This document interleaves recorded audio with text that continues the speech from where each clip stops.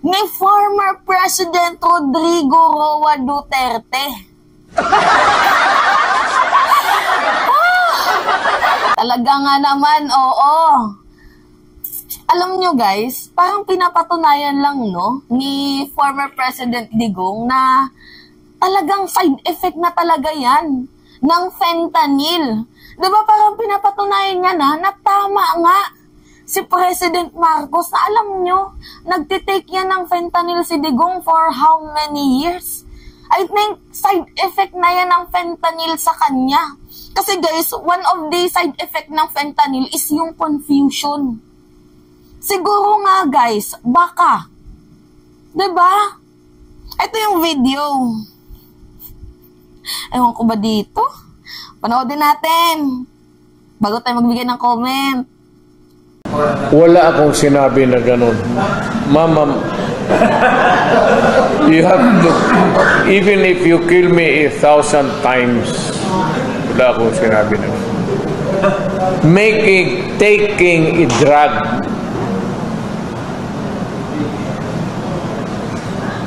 pero kung sabihin mo, addict, wala akong sinabi na ganun. Patayin ako ni Marcos niyan. Maawa ka naman sa akin. Matanda na ako. Ano sinabi noon?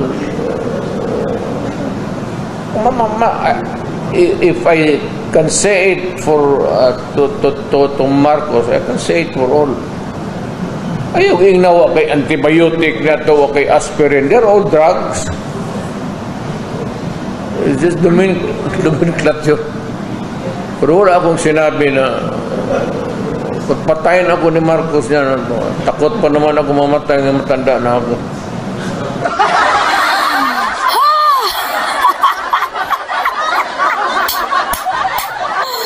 Alam nyo guys, si Digong, ano yan eh, plot twister yan. Sa madaling sabi, chess master yan. Alam ko yan guys, tuso pa sa tuso itong si former President Duterte. But if you will read between the lines, another highest level ng political strategy na naman po yan. Okay, sige, patulan natin yung sinabi niyang, hindi niya sinabing drug addict si President. Panoodin natin muna tong video ha, panoodin muna natin. What you do in this world binds you. Iyo yan. Huwag mong sisihin ang ibang tao kasi sarili mong utak at katawan yan. Nung ako'y mayor, pinakitaan ako ng evidence ng PDEA. Doon sa listahan, nandoon yung pangalan mo. Ayaw kong sabihin yan kasi magkaibigan tayo. Kung hindi magkaibigan, magkakilala.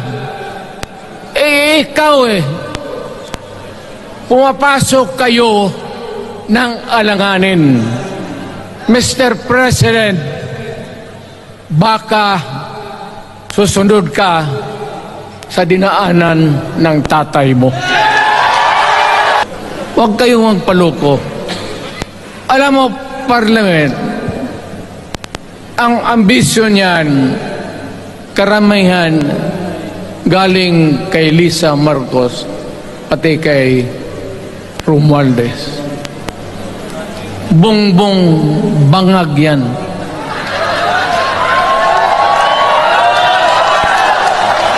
That's why sinasabi ko na sa inyo ngayon, si Bongbong Marcos bangag noon, ngayong presidente na, bangag natin ang presidente.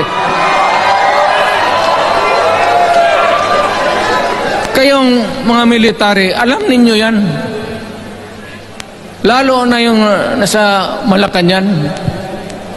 Alam ninyo, the armed forces of the Philippines, alam ninyo, may drug addict tayo na presidente, putang inang yan. Pabuti sana kung bright kayo. kung drug addict ka lang naman at may asawa kang hungry for power, tapos may isa itong taga Leyte, gusto siyang mag-prime minister at gawin niya itong bongbong, diyan ka lang, ako ang bahala, ceremonial president ka na lang, ako na ang magpatakbo ng bayan sa parliament. Yan ang plano nila. Yan ang hindi talaga matanggap natin. Kalukuhan niyang putang inang. Okay. Rinig nyo naman, no? So, tinatanggi niya. Kitang-kita naman sa ebidensya na sinabihan mong adik. Bukod sa adik, bangag, nasa pideya ang ating Pangulo. Pero dininay niya. Kaya nga guys, hindi natin maiwasan na ipagkumpara yung prayer rally sa Davao at yung prayer rally sa Cebu. Kasi yung sa Davao, talagang hot na hot si Digong. Tapos yung sa Cebu, tone down siya. Alam nyo guys, kung anong napansin ko, siguro ata yung fentanyl, depende ata sa atake sa kanya. Kasi tinawag niyang mabait ng presidente eh. Yung doon sa Cebu, if you will remember guys, gameplay ko na ba yan sa iyo? Oo, gameplay ko na yan sa inyo na, ito panoodin nyo sinabi niya. Pero si Bongbong maayong tao, wala yung ko'y problema kang president. Tinuod lang, suportado na ako kay buutan. O i-compare sa ako, he is a very dignified, respectful, humble. Kasi niadto ba? Dili pa na presidente. Mapakumbaba. Okay. Kita nyo naman, no? Na tone down talaga yung ano niya sa Cebu. So, isa lang yung napapansin ko, guys. Ano yan eh? Biro. Diba? Ganito si Digong. Pag di umubra, yung mga sinasabi niya, lahat biro para sa kanya. Kagaya yung kay Trillanes. Diba? Ano yung ginawa niya kay Trillanes? Pinagbintangan niya na may multi-dollar bank account. Si Trillanes naman, pumalag. Pumunta sa ang bansa ba yun para patunayan na wala talaga siyang bank account. Tapos nung napatunayan, ang sabi niya, ginawa ko lang yun para makaganti. Nagsinungaling ako. Diba? Kung maalala nyo guys, pinagbintangan niya na may multi-dollar bank account si Trillanes, samantalang si Trillanes ang pinakamahirap na senador sa buong Pilipinas noon. Yes. Ganun po katuso si Digong. Pag hindi umubra, sasabihin niya, biro lang, hindi sinasadya, mga ganun. Pero pag pinatulan siya, i-judge niya kung ano-ano yung sasabihin niya. You know guys, read between the lines na lang. It is another level of political strategy. Kasi baka sa point na to, mahatak niya si President Marcos na, ay, pag binawi ko yung sinabi ko, baka sakaling mapikot niya pa or maiputan niya sa ulo si President. Diba ganun eh? Kasi sa totoo guys, yung Duterte wala na ngayon. Yan yung totoo. Sa mga DDS na nakakapanood, masakit man tanggapin, wala na po yung Duterte ngayon. Lalo pat expose na po ang kasamaan nila. Lalo pat hindi nila matalian sa leeg si President Marcos. Dahil nga may sariling desisyon at hindi puppet ang ating Pangulo. Diba? Hindi nila matalian sa leeg. Kaya ngayon, actually nga guys, nabalitaan natin, lilibutin talaga nila ang buong mundo, buong Pilipinas para sa People's Initiative na pagkontra niya. Pero at the same time, sinabi niya na suportado niya na ang tsa-tsa ni Pangulong Bongbong Marcos, diba?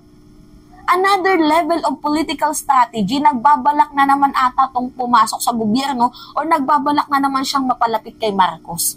So parang ginagawa nila, niligawan ulit si President. Pag niligawan nila, doon na nila parang ahas nalalamunin. Alam nyo guys, ang ahas pa din yan kahit anong gawin nyo. Yung mabait sa inyo pero hindi nyo alam tutuklawin kayo. Sila yung tipo ng tao na nagpapalit-palit ng kulay. 'Di ba? Yung parang octopus ba? Nagpapalit-palit ng kulay. Ganon sila guys. Kaya be careful. Tama sila Kanyas. Mag-ingat ka, President. mag-ingat ka sa mga tuso na yan. 'Di ba? Ano kagaguhan to, sasabihin mo hindi totoo yung sinabi niyang drug addict daw. Wala daw siya sinabi. Kitang-kita nyo naman. Kaloka. Anyway, yun lamang ho guys. At that's me again, si Mima Alicia. At nagbabalik ulit para sa atin panibagong video.